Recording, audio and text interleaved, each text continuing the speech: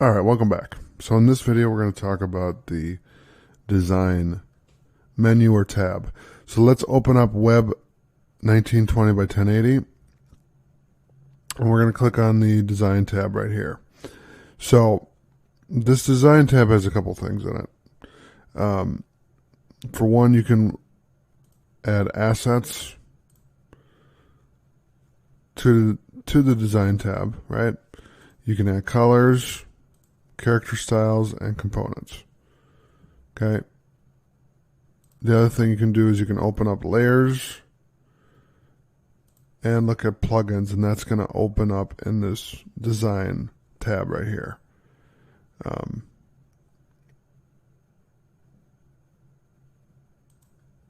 Okay. So the other thing I want to talk about inside the design tab is these tools over here. So this right here is a mobile preview. So you can enable a preview on your device. To enable the live device preview on iOS, download the latest version of iTunes and connect your device via USB. To preview on Android, save your files as a cloud document, open it using the XD mobile app. Okay. Now the other thing you can do is if you hit play here, it's going to preview your design. So you'll be able to see it right there, which is really cool. So that is really the design menu. A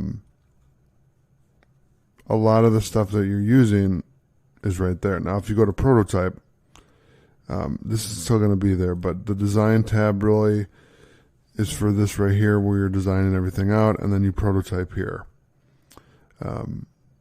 Use prototype mode to select objects in your design and wire up interactions between artboards. So you can do a wireframe and you can prototype them together. So if this is the home menu or the home page, and then you want to link to another page and another page, then you can show the prototype of where it's going, that kind of thing. Okay, so that's the design tab right there. All right, so thanks for watching. I'll see you in the next video.